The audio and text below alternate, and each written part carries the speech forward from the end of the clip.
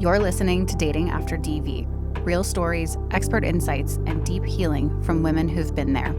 Together, we're breaking the silence, naming the patterns, and rising from toxic to true love. You're not starting over, you're starting stronger. With me, your host, Christy. All right, today we have Alex Howard. Alex is a mediator in Toronto, helping couples separate amicably and stay out of court. Alex, thanks for being with us today. Thanks so much for having me. It's so nice to be here. In the home I used to share with my boyfriend at the time, I had a massage therapist come there to massage me on occasion. And after we had split, I had this massage therapist come to my parents' basement. And so, of course, when we got to chatting, he's like, "So, how are things?" I'm like, "As you can see, we're not in the same space." So I was telling him a little bit about what had happened since our last massage. And he was like, "You need to talk to this girl, Alex." And so he gave me your contact and you got on the phone with me for a 15-minute call. And we're so generous, even when our call timed out and we got disconnected, you gave me a quick call back just to finish the thought. And I don't remember exactly what it was that you said. It was 2 years ago, but I just know that in that time of inner turbulence, you seemed like someone who could read my mind. You knew what to say, and you were someone outside of me that I would like, she seems like someone I can trust. Like, she seems to have it together and understand what's going on. And that was it. Like, you just, in that, I think 15 plus 5 minutes, you gave me enough to be like, okay, I'm not crazy and I can navigate this. So that's one reason I'm so glad to have you involved in this project. Thank you for that beautiful introduction. Honestly, that right there is the reason I do this. All people want in this world is to be seen and to be heard and to be validated. We're constantly looking for that like acceptance and that acknowledgement. So that is such a beautiful anecdote. Thank you for sharing that. But yes, I'm a family mediator in Toronto, Canada. I also do a lot of divorce coaching. And so I think that was the angle that you and I were connecting on was how can I support people as they're going through the transition of separation, of divorce, of breakups, or whatever kind of that life transition is. So I work predominantly with couples, like you mentioned, trying to keep them out of court. I myself am a child of divorce. It was like the 90s, so that was the Wild West of divorce. It was like mom gets the kids, dad keeps all the money was basically what the landscape looked like in those days. But I just remember thinking like there's gotta be a better way.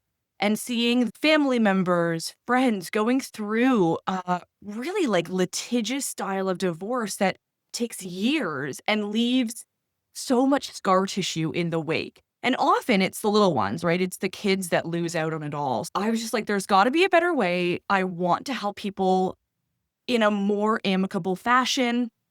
Once you have a kid, you are with this person. You're tied to them forever, right? Hopefully your kids outlive you. So it's literally the rest of your life that you are tied to this individual. So my whole thinking is, wouldn't you rather do that in a way whereby you can sit together at your kid's graduation or soccer practice or wedding and be okay to be in the same room and to be proud of what you built together in this tiny human as they grow?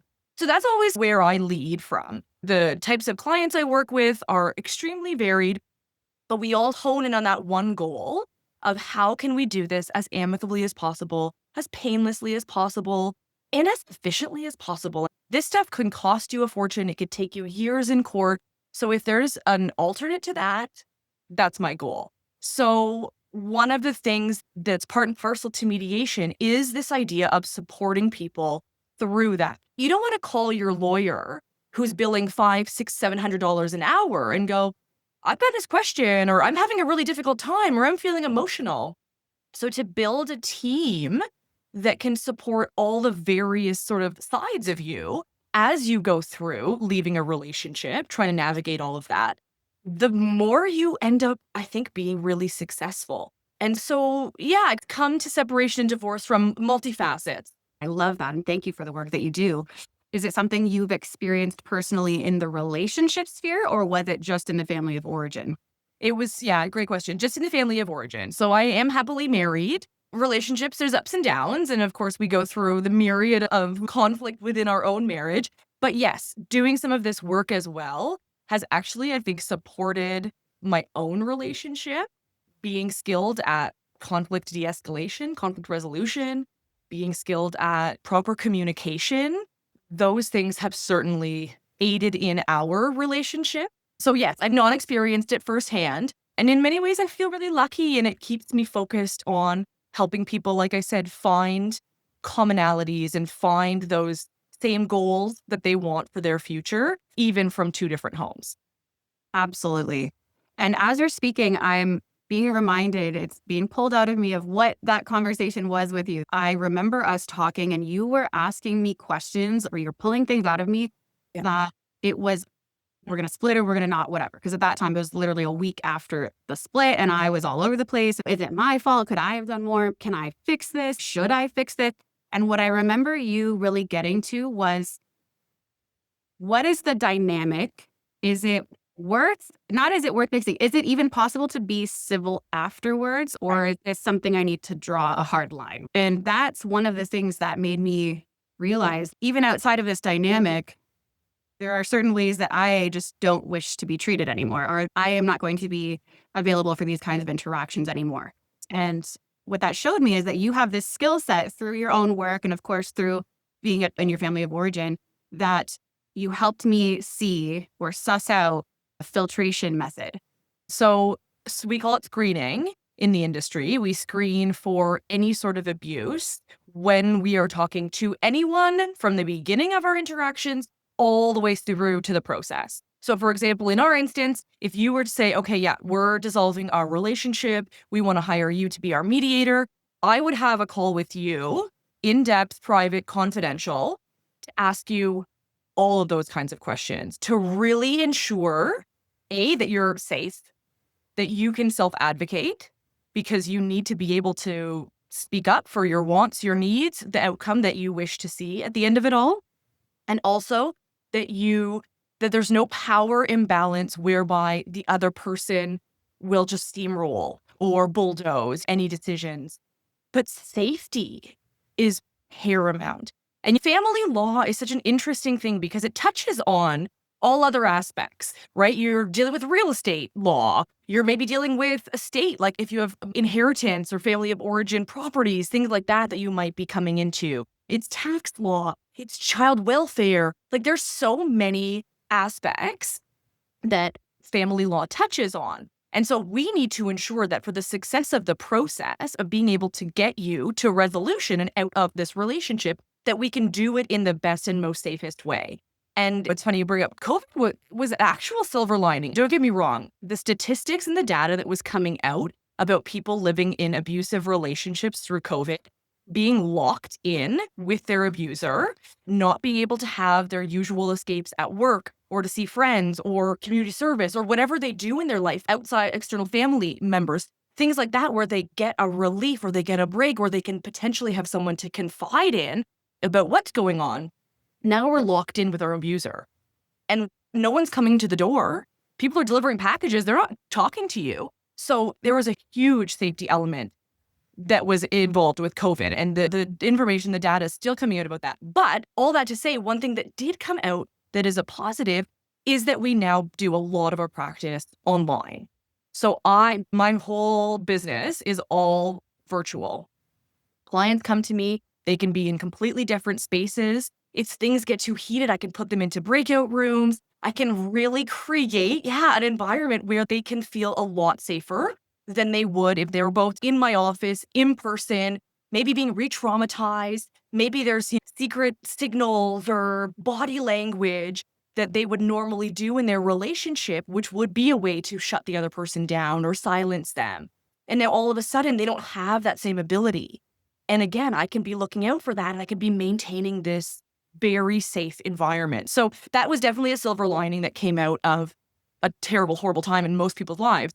But all that to say, creating a safe place, looking out for usually the women's safety, if I'm being perfectly honest, in a heterosexual relationship, being able to watch for it, to ask questions about it, to ensure the safety, that's something that we're doing the whole time we're interacting with our clients. And that's whether I'm mediating or whether I'm coaching.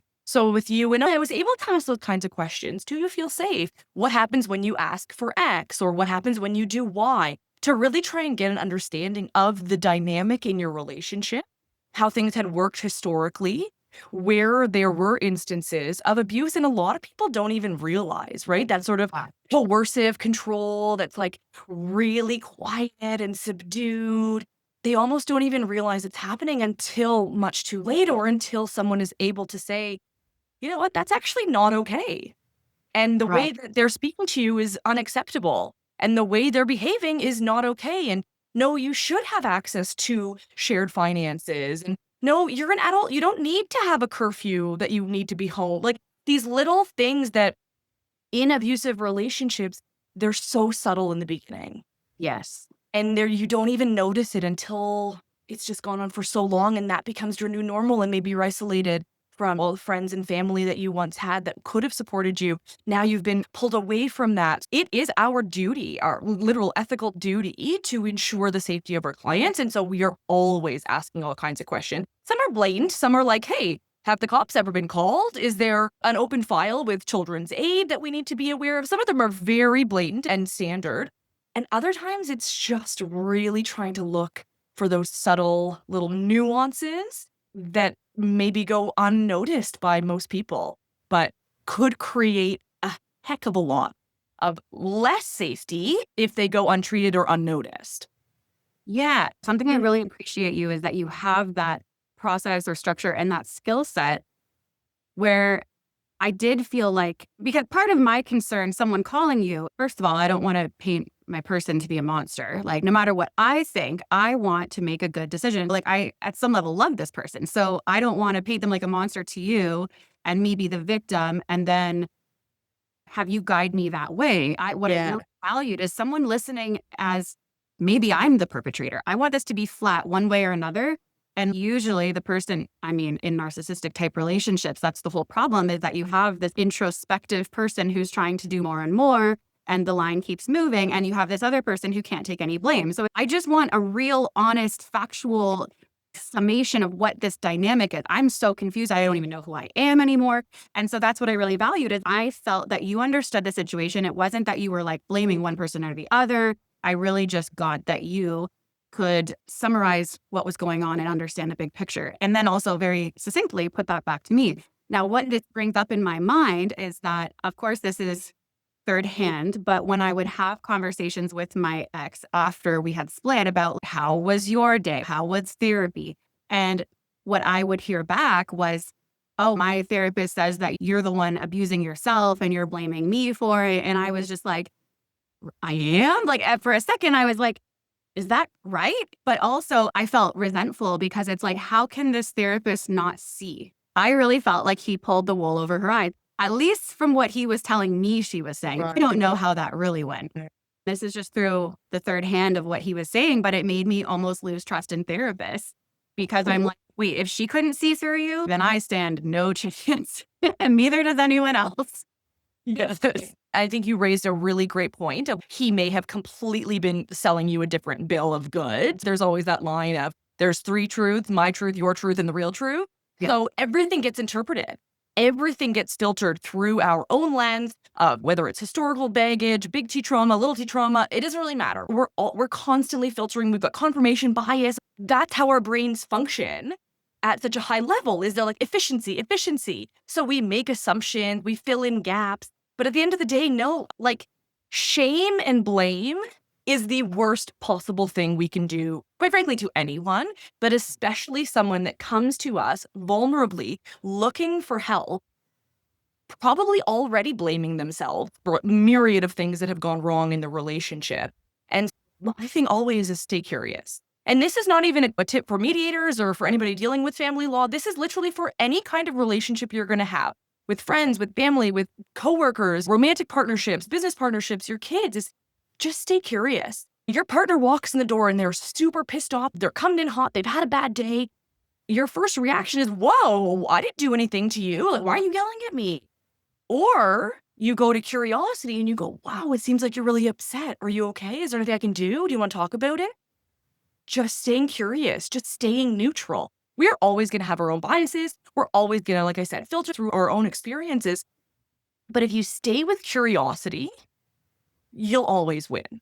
And my biggest goal, I don't know if I mentioned this already, but I have a divorce podcast. Storytelling and sharing. This is why women are always gossipers, right? Because we're always sharing stories. But what that does is it actually creates community, because we're warning people, right? Oh, don't go near that guy. Look what happened to me over here. Or did you hear what happened to so-and-so last night? It's painted as a negative. It's painted as gossiping and causing trouble and women just chatting all the time. But it's actually rooted in this idea of safety, where we need to warn one another about possible danger. So storytelling at the root of everything is the way that we stay safe. It's the way that we validate each other's experiences. And it is the way that we bring down the shame and the stigma. And so if you have really good group of friends or family and you're able to share without fear of judgment and without fear of recourse, and we feel empowered to share a story and we know that story is going to be believed, then we're validated, especially when you are in a relationship with, and again, I'm not a diagnostician or I don't want to diagnose, but with somebody who maybe has narcissistic personality tendencies, or maybe whatever else that they've experienced in their life that has brought them to this point, being able to have some sort of outside perspective of, no, you're not crazy. That's actually really wrong, or that's strange, or tell me more about that. That seems off. Just that little bit of curiosity plants this seed of, oh, maybe it's not me. Maybe there is something weird going on. And you probably in our call, again, if it was only 15, 20 minutes, you probably didn't go into too much detail. But those little slivers that you share are enough, like I said, for me to just go, tell me more about that. That seems a bit strange. I'm going to lean into my curiosity and I'm going to find out more. Not judgmental. It's literally just wanting to gain a better understanding. And what that does is then empowers you to go, oh, she's willing to listen. Oh, she's not dismissing me.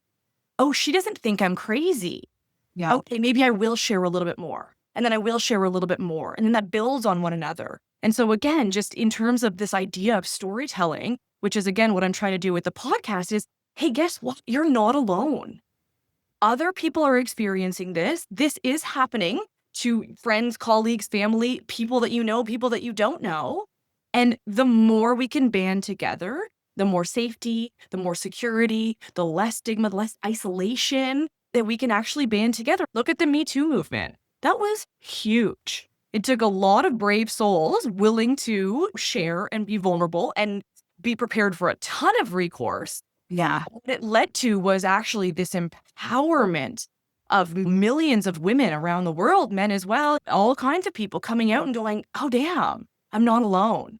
Yeah. Look at this incredible movement, and it got people arrested and it got people canceled. It did whatever. And it also, most importantly, validated those experiences of those people who did have this abusive incident or ongoing relationship, gave them the courage to say, there's other people like me. It's not me. I'm not alone. I'm not the one that's wrong. And I think that's really where, again, if we can stay curious, it's not about, oh, believe everyone in this. Yeah, that's really important. Just simply ask questions. Just simply stay curious and just ditch the judgment and allow people to just share their story. And so much good comes out of it, which is precisely what you're doing here with this. Yeah. Thank you. One thing that I keep hearing in what you're saying, and something that was key for me in our conversation, was I'm not crazy. When you're in one of these relationships, you lose who you are. After all this, I ended up going to Costa Rica, which is where I met my now husband. But people would constantly, because of Costa Rica, they're like, oh, so you're here to find yourself. And I would respond, I'm like, no, I'm right here. But of course, what they're pointing to is, who am I? How do I want to live my life? What are my boundaries? What is okay? What am I going to ask for? And that's exactly what I led with my new relationship. The point is, when getting to that point of, oh, it's not me, I'm not crazy. And the thing that I found so valuable that I was left with in our conversation was that soon after the breakup, I only saw me and I saw him. And then there was like this smoke in the middle. It was very confusing. And what I started to realize, of which you were a catalyst, this whole thing, was it's not me and him. It's a dynamic. It's a cycle of abuse. Once you recognize it, You can't, put the toothpaste back in the tube, right? Once it's out, once you've seen it, you can't unsee it. And so then the next step is, okay, what am I going to do about this? So you've learned with your next relationship, I need to set up healthier boundaries, but it's also, I need to do some work on myself. I need to figure out why I let this happen to me. Because yes, this happened to you. And yes, you are still a victim. However, what part did I play? I allowed it to go on. I didn't trust my instincts when somebody was saying these things to me. I didn't stand up for myself and say, please don't speak to me that way. I deserve respect. And if we're going to be in a relationship, you're going to speak to me with kindness and love. That takes a lot of courage. That takes a lot of self-worth. And so I Yes. didn't instinctually have these things growing up because of whatever those dynamics were in your childhood. Now, how do you course correct? It does take a lot of work and a lot of therapy, but again, it's really just looking out for it as well, trusting that gut. Listen, as women, like society conditions us to ignore every instinct we have, right? And so now as adults, we look back and we're like, oh, I see the flags, or I felt that in my gut, but I just ignored it because I've been conditioned or because I was getting something out of this relationship, right? It doesn't always have to be the negativity. Maybe you were happy. There were happy moments, or they fulfilled some part of you. We're always looking for, they say opposites attract. It's the yin and the yang. And then all of a sudden we're pissed off when this person is so completely different than we are. It's like, why isn't this relationship working? So part of it is recognizing, and this is not in an abusive relationship, that's just unacceptable. But for just relationships generally, part of it is also recognizing that, hey, just because they do something differently doesn't mean it's wrong. And I talk a lot with folks that are co-parenting, and you're separating your homes, and maybe now the kids are going back 50-50 between the two of you. And that's really hard for somebody who was probably the primary parent in the marriage.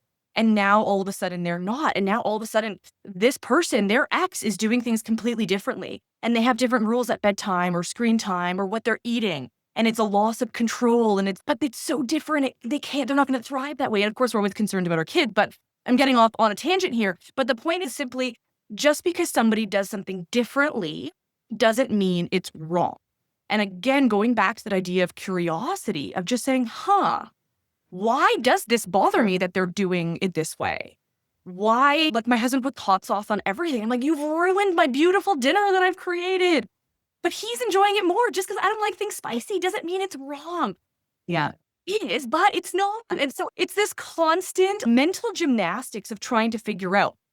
All that to say, I am not, when he puts his hot sauce on stuff, it's not hurting me. It's not harming me in any way. It's gross, but that's fine. That's just my opinion, and we'll move on. It's like a bit of a flippant example, but my point is simply know the difference between when something is just different and when something is actually impacting you on a negative. Because like I said, sometimes it can be really covert, and sometimes it happens over years and years. Sometimes it doesn't even happen until after you've had children, and now they know that you're locked into this relationship and you're stuck forever. And I see this a lot in divorce and a lot when people are trying to leave those relationships. This is often the case where we see these epic, decades-long divorces, is because you have these, whether it's controlling, whether it's narcissist, whether it's just ego, of not wanting to let that other person go, not Yeah. wanting to give up on that cycle or on the drama, right? Divorce offers a massive platform for narcissists who love to be center stage and who love to make it all about them and who love to have an audience to show how wonderful they are and how they've got it all together. And clearly this person's nuts. Look at how emotional they are. I'm cool as a cucumber. So it's knowing enough to look out for that. And the tricky thing is often in our family courts, we have judges that are coming in from all different areas of law. So maybe they don't have the same training. Maybe they're not doing the same screening. Maybe they don't have the same background into a lot of the sort of psychology behind this. And that's when things start to get quite dangerous, because now they literally are giving this person a stage.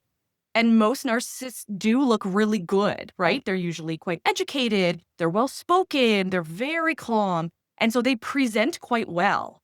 Yeah. Versus on the flip side, you have, like I said, overly emotional because they've been gaslit for so many years. Is anyone listening? How do you not see this? And so they play off of that. And so again, That's why you'll sometimes see just these very long drawn out divorces, is because they're feeding off of that cycle, and they don't want it. They don't want it to go away. They don't want to let it go. And so that's the tricky thing that we see too in divorce and separation. I have a question. I've seen this a lot and I'm resistant to it, but I am going to stay curious. Okay, I love it. So I've heard this a lot, that what you said, that a lot of it doesn't come out until after you've had children. I've heard it called like narcissist trapping or something. It's like after you're married, once you're pregnant, like all this stuff, they're like, aha, and the math comes off. However, I would love to believe, and of course we overlook things because we want to see the best in people. And I didn't want to admit what kind of relationship I was in. Of course not. Like I love this person. I've heard also the 90-day rule. It's like people can only hold on a mask for 90 days. Do you think that in these situations where there are the baby trapping or the whatever, that actually, if we were really looking, there would be things in the beginning, including the first 90 days, but especially afterwards, and it's not actually like as much as it seems like this big shock once you're pregnant, like we can trace it back though? Like, what is your take on that? I agree with it entirely. I think there is typically what we're seeing is really more, it's the cycle of abuse. So it's like the love bombing, and then it's the withdrawal, the feeling of too hard to get. And then there's maybe some kind of abuse. And again, in those early days, it's not maybe full on what you would see in a movie abuse, but it's just that little, or undercutting you. It's like, oh, are you going to wear that out to dinner? It's so subtle. And so then all of a sudden, oh, now I'm a little bit insecure and I'm a little off kilter. Then they swoop in again with love bombing. So we're stuck in this cycle. And I think, to answer your question, yes, it's there and ever present, but we are hopeless romantics. Yes. We believe we can change them. Yep. Well, they had a really rough childhood. With my love, they'll feel secure, and then therefore it will. And so I think that's where there is a bit of taking some accountability for letting these things slide. But yes, absolutely. It's there all the time. It's there all the time if you're looking for it. Most people don't want to be looking for it. Most people want to enjoy this relationship and they want to get to know this person. And yes, everyone's got a bad day, so we excuse some of the behavior away. And then before we know it, we're trapped. The nice thing is too, though, like family law is moving in a direction whereby there are more supports, whether it's spousal support, it's division of property, things like that are becoming a little bit more egalitarian to ensure that it is a bit more of a level playing field. But I've seen people that have gotten themselves agreeing to horrible marriage contracts, prenups. And I'm like, what in the world? Why would you do this? But again, who knows at what point in the cycle Right. they're agreeing to that. So not to discount it, these are brilliant people, right? There is a lot of intelligence that goes into these abusive relationships. And so if we spoke earlier about, oh, maybe that's just not the right fit, right? But maybe it actually was the perfect fit because your insecurities or your baggage or your trauma actually fit perfect with theirs in order to have this relationship work.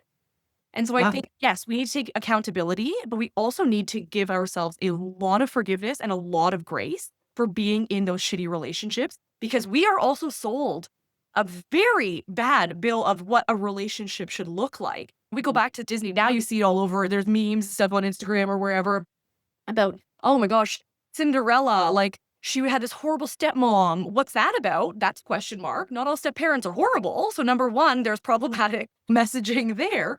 But also number two is this guy couldn't even recognize her without makeup on and a big ball gap. The problem. Why is Snow White like letting this guy kiss her and now she's locked into a relationship with this guy? She was having a good nap. All that to say, we are really sold these horrible examples of what a healthy, happy relationship is. And so that needs to change because again, it does go back to our conditioning and how we're brought up and what kind of media we're inundated with and the messaging that we're getting. And it is changing. Like I always try and stay optimistic, but I think at the end of the day, there's a long way to go and a lot more work that needs to happen and a lot more people sharing their stories because those are the stories that we need to be hearing, not the prince in this magical fairyland. We need to hear the real stories, these cautionary tales of, you know what? I did all the right things and I said all the right things and I'm educated and I'm beautiful and I'm intelligent and I'm charismatic. And yet it happened to me too. And so what does that say? So I think that those are the kinds of stories that we need to be sharing. But anyways, that was again a long-winded answer to say, yes, it's always there. The abuse is always there. They hide it really well in the beginning, but if you look back, yeah, probably you could see the signs. And that, what you literally just encapsulated, is the entire point of this project. It's, can we get some relatable stories out? Because when we're in it, it's like, he didn't hit me until he does. That's the entire point, is talking to people like yourself and having other women come on and share, because no two stories are exactly alike. And I've heard things that I'm like, oh my gosh, like, I can relate with that person's story. Look where she is now. And if I had seen that sooner. And so that's the entire point of, like I said, this project is, let's educate on the cycle of abuse. Let's illustrate with different stories so that whoever is listening, wherever you are, if you're still you're in bliss that you think half the time or whatever it is, or you're out and you don't want to repeat the cycle with someone new, because that's what we do too, is without doing the inner work, we're just going to attract the same thing, which is why we were there in the first place. And what I especially love that you've brought up a couple of times now is that this goes back to how we were raised. If there was emotional neglect, if you did have a narcissistic parent, it's like, why are we now surprised that we're seeking love from someone who gives the same thing? And again, this project of dating after DV, it's not just, first of all, it's not just women.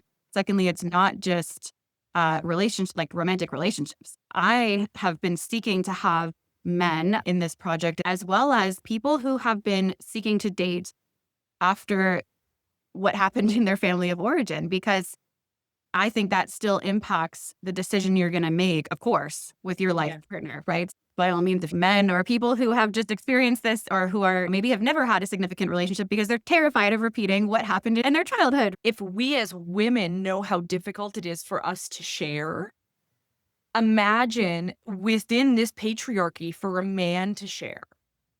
Men who are supposed to be so tough and strong and the protectors, and now they've been abused.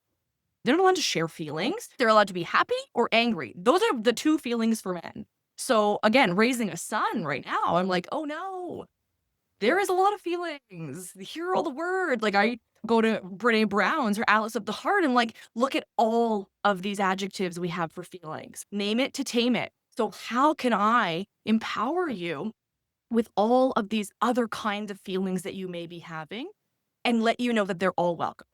At least here. Maybe not in the world, not yet. Again, I'm optimistic. But at least in our home, in this safe space, all feelings are welcome. And yes, boys do cry. And they do feel hurt and sad and unhappy or frustrated or scared or any other kind of myriad of emotion. If we can actually empower our boys, then they will grow up to be men who are allowed to share those feelings, who then don't have to maybe resort to anger or to fist fight or to whatever else they're doing. So storytelling is important for all genders, all people, all ages and stages, because they're not always allowed, and we need to change that. I love that. And I hope that's the direction we're moving in. And thank you for your service as a mother to a boy. Something that stuck with me in the past couple of things we've been talking about is this comment, rupture and repair. I was like, oh, and I have somewhat of a perspective that I hold dear in my past relationship. One perspective I held for whatever reason and was reinforced. There was a reason it was useful for me to have this perspective, was that conflict is a good thing. It's like, it's the other side of passion. And, oh, do you see all these other couples that aren't fighting? I wouldn't want their life. They're boring. What's that? I'm sure their sex is boring. Like, it's good that we fight. And I'm like, yeah, I don't want that. It's just that we never repaired. Like, I would try and it was shafted onto me. That's the whole thing, is there's no accountability. Yeah. And I so reduced my repair when it was like, okay, that'll do. He just acknowledged that happened. Oh my God, this is amazing. Like, jackpot. I can just put it to bed now. He acknowledged. Okay. And some people say, oh, a narcissist will never apologize. And I'm like, really? I think they'll apologize, but they won't change their behavior. Exactly. I think one thing that I talk about a lot is this idea of apologizing. What does an apology look like? It does. It looks like sort of taking on the accountability. Oh, I did this. I hurt you. I have some responsibility here. And also, here's how I'm going to change. And it doesn't have to be immediate, right? It's a new skill takes time, but it takes effort. and it takes repetition. And so if you don't see the shift in behavior, then that apology means nothing. Yes, two things. When I say rupture and repair, it's everyone's going to rupture, right? Especially as parents, we're making mistakes constantly. As friends, listen, we're human. We're all making mistakes. And so what happens is, if nobody calls you out on it, right? That's the other part of the boundary setting is you actually have to say, whoa, I had a boundary here and you bulldozed it. Now let's have the apology. So you actually do need both sides participating in this. But all that to say, somebody messes up, the repair, that's where people say conflict is good, because what did you learn from that? Yeah. How have you grown now as an individual or as a couple to ensure that conflict was worth it? Because fighting is exhausting. Fighting is horrible. Nobody wants to fight. But if the outcome means you have now learned, oh, I didn't realize that was your boundary, or I didn't realize that behavior was upsetting you. Oh my goodness, I don't want to hurt you. Of course I'm going to change. And here's how I do it. And then you can see the effort there. That's the repair. So it is really important. Conflict is not always a bad thing. Unresolved conflict is horrible. Yeah. But if you can get to a point where you can, and again, it's if you're fighting and you're like, we're in conflict, it's okay to say, whoa, pause. I need 5 minutes. I need to bring the temperature down so that we can actually have dialogue here in and around what's going on. And then that's how you start to mend the fences. But I say this a lot with clients that I have, especially coaching ones that are like, I actually don't know if I want to leave my relationship. Maybe we can work on things, because not everybody needs to end up in divorce, but there can always be work to improve your relationship. Oh, if they're fighting in front of the kids, so often people will fight in front of their kids and then they make up in the bedroom or behind closed doors. They don't sexy time. I just mean privately. Yeah. So fighting all through, let's say, dinner, then the kids go to bed, and then you finally have a minute. You're like, okay, let's talk about that. And then you've made up. The kids don't get to see the makeup, so they don't know how to repair. Yeah. But it's our duty as parents to then, if we're not willing to, and I always encourage people, if you're going to fight in front of your kids, you make up in front of your kids. If you don't have kids, then you're fine, but you better close that loop. But then if you can't, if you decide, hey, you know what, I was raised in a yelling household, I don't want my kids to see that, fine, we only fight behind closed doors. I don't believe it's possible, but fine.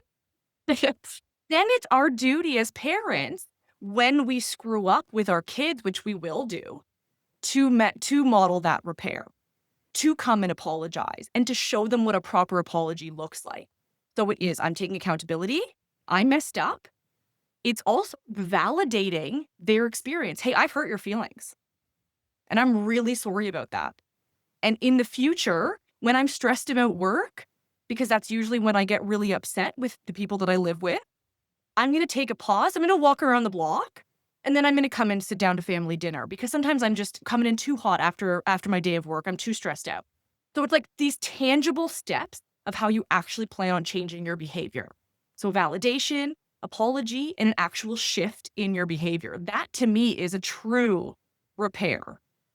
And very few people do that because we're not taught, to no fault of our own. I didn't have a lesson in school that's here's how to fight healthfully and here's how to make up, right? We're not taught those kinds of life skills. So again, our job as parents, as partners, as friends, as daughters, to start to learn this and to start to role model this, because otherwise, how else are people going to get this kind of information? Yeah. You're blowing my mind right now. My household growing up was very passive aggressive, very covert. No one knows why my parent is mad, right? And the whole house feels it, and it's whose fault is it? But what I'm realizing is I would see these passive aggressive jabs, and I'm a bit of a type A, and especially as a teenager, I would call my parents out and be like, I don't like the way that you spoke to them. And then I'm apparently like arrogant for thinking that, because they're like, we already resolved that. I'm like, I didn't know that.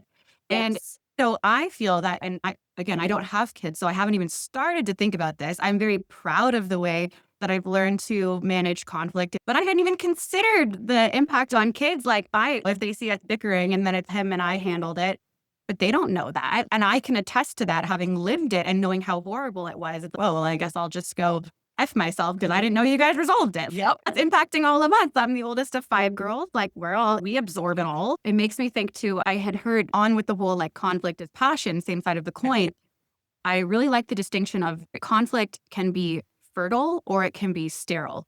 And that sterile conflict is, I think, what you're pointing to, the unresolved. It's just bitterness, it's toxic. Whereas fertile conflict, yeah, there's something growing there. It's like the plant that can grow against the terrace, right? It's pushing back and providing this strength for it to actually to grow. Yes, exactly. And again, it goes back to our beginning of our conversation with this curiosity. Why do you come in from work so, aggressively? What's going on for you? How can we set you up for success? Okay, you need to take 5, cool. Sit in the car and like scroll on Instagram for 5 minutes or listen to a podcast or meditate. Do whatever you need to do. Go for a run. Like we have to be supportive in our relationships. And the way sometimes we don't even really even know what we need. And we're Yeah. trusting that other person can reflect back to us. Like maybe you're so in it that you don't realize, oh, every single Thursday, I come home from work pissed off because I have that same client and they just, for Mhm. whatever reason, trigger me. And you're like, oh, you know what I'm going to do on Thursdays? I'm going to change when I walk the dog and I'm going to do it afterwards so that I can get my dopamine that way and get some fresh air and get my blood pumping in a positive way, whatever that is. But sometimes it takes an external perspective to mirror back to us our behavior. Yeah. But if somebody then says, whoa, every single Thursday you're angry and I get defensive, fuck you. I have a really hard job. Yeah. Okay. Then that's conflict that's completely useless versus, "Oh, I didn't even realize that. That's a Yeah. really interesting pattern. Thank you for pointing that out. I'm going to go away and think on that." We can be appreciative. Again, going back to the idea of we attract the opposite. Let's then highlight what they bring to the relationship and simultaneously what we do. And how can we use those different skill sets to bring us both more happiness, more success, more joy, etc. And again, I know we've veered off the whole idea of any sort of abusive relationship. And if someone is judging you for your feelings, that's obviously a no. We're all entitled to our feelings and they should be validated. But generally speaking, yeah, we can actually get so much insight from what our partners see in us. Maybe we're oblivious to because we're too in it. Yeah, and you said the phrase mirror back to us. And it's so funny. That's something I wanted to touch on before we close out here. But what's really helped me is ultimately understanding and accepting that any relationship I'm in, they're just mirroring back to me. So at the end of the day, it's in my past relationship, I can understand why he's saying what his therapist said about, oh, you're abusing yourself first. And it's like, no, I'm just not standing up for myself. And this is what it looks like in that absence. Like you're screaming at me literally, but also if I don't step up, this is what it's going to look like, not even just in relationship, at work, with friends, like, and wherever you go, there you are. And something that really sticks out that at the very end, close to the end, we were renovating and the entire relationship is almost 5 years. Verbal abuse is awful. It's mental. And there was name calling. And I would constantly say, I need you to stop calling me names. I don't call you names until I did. Like I started to. That was like, all right.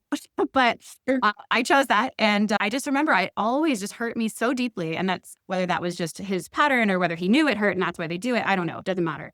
But it was not okay with me. And yet I stayed until one day I was in the house and he was doing the renos and he messed something up. And I don't even know if he knew I was home, but I heard him say, God, you're such an idiot. You're so dumb. And I was like, that's why he calls me names, because he calls himself names. And because I knew, again, I've studied this stuff. Oh, like what we do to others is how we talk to ourselves. And in that moment, it was like a relief. This is more toxicity because I'm like, oh, the poor guy, like he's doing, never mind what's okay for me, which is the codependent part. But it was just like, wow, like really how we talk to ourselves is how we will do the rest of our lives. But that for me to accept that was what was largely possible for me to now create a situation where that's not there because I don't stand for it. I made that very clear. And if there's ever anything even close, I was like, nope. No, you did. You broke the cycle. And we always hear that line, oh, hurt people, hurt people. And we can excuse a lot of that behavior. They had a troubled child. Oh, they were abused themselves. But guess what else? Heal people, heal people. Oh, Do the work, heal yourself. And then you can say, hey, hon, I hear your internal voice. yeah. Maybe there's something we can do there. Again, if the situation is right, and this was obviously not the right situation, but I just think it's really important that there's two sides of that coin as well. I remember reading some like early Instagram years because this blew my mind. It stayed with me for so long. But it was something to the effect of, I never thought that I was a bully until I listened to the way I spoke to myself. Ooh. Oh my goodness. We are Wow. honest to ourselves. Yeah. We really are. And until we stop that cycle and go, whoa, I am worth so much more. I deserve so much more. And that takes time and that takes a lot of healing. Self worth, that's a big barrel of monkeys. And The so final it's not, exam. yeah, Yeah.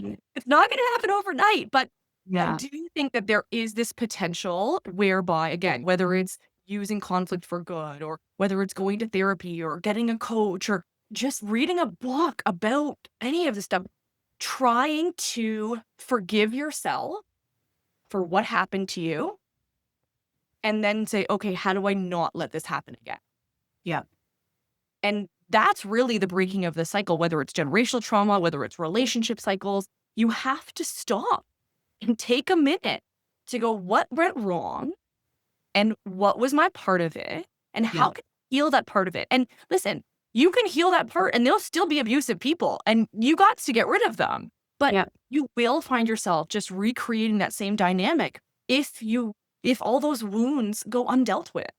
Yeah. I like to make things light. I'm not always comfortable in standing up and being like, whoa. But one thing that I did start doing with the name calling thing, you're right. We're all our biggest own critics and we're bullies to ourselves that way.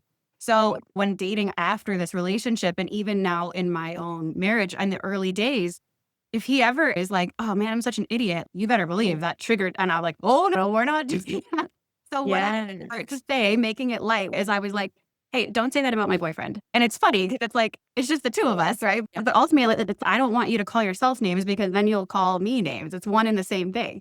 It really is. And honestly, I'll even do that with my kids too to stop their internal negative voice. Oh, I only got whatever this mark on my exam. I'm so dumb. Whoa. Don't say that about my kid. And it's enough. Again, it's low stakes where they're like, oh, haha, oh, just enough to get Pattern the oh, I interruption. love that. It's pattern interruption. Exactly. Exactly. Because we do need to really pump each other's tires. We do need to bring more positivity. This world is so angry and so filled with hatred and it's just so polarizing right now. And we're pitting one another against each other. And I just think there's space for all of us. There's love to go around for everyone.